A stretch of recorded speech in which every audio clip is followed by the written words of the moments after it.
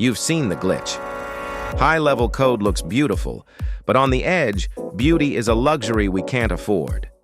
This is the difference between a snake and a statue. Python is a snake. It's flexible, it's fast to write, but it crawls. It slithers through your memory, consuming every cycle, leaving a trail of overhead. For the cloud, that's fine.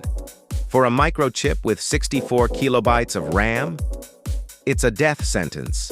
C is the statue. It is frozen. It is solid. Through the funnel of compilation, your logic is compressed into a block of immutable metal. No slithering, no interpretation, just raw, cold execution. At the edge, we don't care about clean code. We care about 0x4f. We care about the registers. We care about the truth of the silicon. Efficiency isn't an option, it's the architecture. Welcome to LogicSilos. Let's build something solid.